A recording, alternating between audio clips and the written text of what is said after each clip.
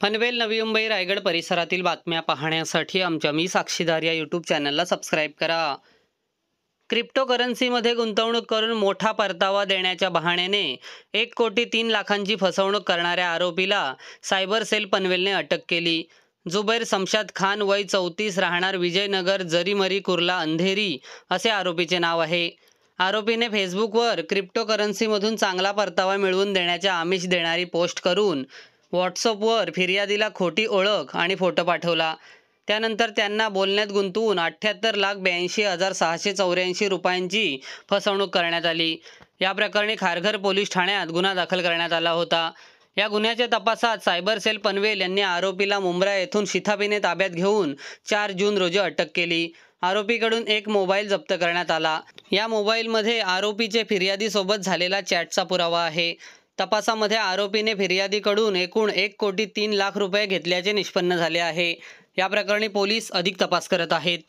Kharghar police स्टेशनमधील एक FIR आहे.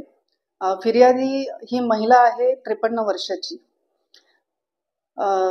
महिलेला फेसबुकवरती एक ॲड दिसली होती की क्रिप्टोकरन्सीच्या माध्यमातून आपण लाखो कमवू शकता. त्याप्रमाणे या महिलेने त्या पर्सनला संपर्क केला. तेव्हा त्या व्यक्तीने तिला बोलण्यामध्ये गुंतवून तिला मोठी मोठी स्वप्न दाखवून क्रिप्टोकरन्सीमधून कसा लाखोंचा फायदा तो मिळवून देऊ शकतो हे पटवून दिलं. त्यानंतर त्या महिलेकडून हळूहळू सन 2020 पासून आत्तापर्यंत जवळपास 78,82,000 घेतलेले आहेत स्वतःच्या अकाउंटमध्ये. त्या महिलेला क्रिप्टोकरन्सीचं कसलंही ज्ञान नव्हतं. तेव्हा ती पूर्णपणे त्याच्यावरती विसंबून होती आणि त्याने तिला विश्वास दिला होता की तो करन्सी मध्ये तिला चांगला प्रॉफिट मिळवून देईल. मध्ये महिलाला शंका देखील आली की मी फक्त पैसेच त्याला देत चालली आहे, परंतु मला काही परतावा मिळत नाही आहे.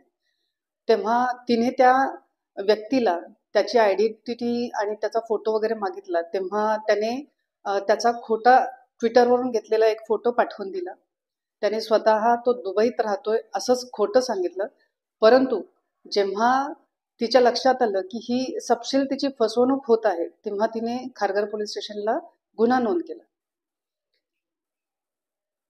त्या गुन्हा नोंद केल्यानंतर जेव्हा आम्ही पूर्ण तांत्रिक तपास केला, त्यातल्या बँक अकाउंटची माहिती घेतली, तेव्हा आमच्या लक्षात आलं की स्वतःची ओळख लपवत राहणारा एक व्यक्ती आहे ज्याला आम्ही मुंब्र्यामधून अटक केलेली आहे.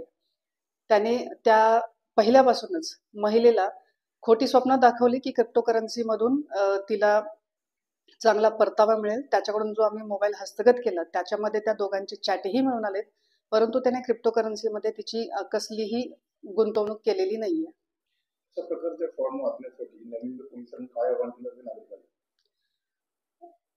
सायबर गुन्ह्यांना सर्वात आधी प्रतिबंध घालणं खूप गरजेचं आहे, कारण आजकाल दिवसेंदिवस सायबरचे गुन्हे खूप वाढत आहेत आणि याच्यामध्ये लोकांची लाखोंची फसवणूक होत आहे. त्याकरिता नवी मुंबई पोलीस आयुक्त मिलिंद भारंबे साहेब यांनी लोकांना अवेअर करण्यासाठी एक व्हॉट्सअप चॅनल चालू केलेला आहे की जे घराघरापर्यंत लोकांपर्यंत ही माहिती मिळावी की तुम्ही सोशल माध्यमांवरती विश्वास ठेवू नका. त्याच व्हॉट्सअपच्या माध्यमाद्वारे सतर्क राहण्याच्या काही सूचना देखील देण्यात आलेल्या आहेत. सोबतच छोटे छोटे व्हिडिओज देखील असतात की कशा प्रकारची बतावणी केली जाते.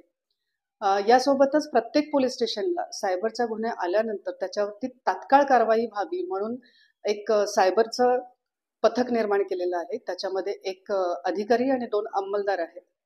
सायबरचा गुन्हा झाल्या सर्वात मोठी हानी होती ती त्याची आर्थिक हानी झालेली असते आणि ती थांबवण्यासाठी NCRP पोर्टलवरती सर्वात आधी तक्रार करणं गरजेचं आहे. जितक्या लवकर तुम्ही तक्रार कराल तितक्या लवकर ते पैसे होल्ड केले जाऊ शकतात. त्याला आम्ही गोल्डन आवर म्हणतो. तर ही गोल्डन आवरची कन्सेप्ट देखील लोकांपर्यंत पोहोचवण्यासाठी वेगवेगळ्या प्रकारचे जनजागृतीचे कार्यक्रम हे नवी मुंबई पोलिसांमार्फत राबवले जात आहेत.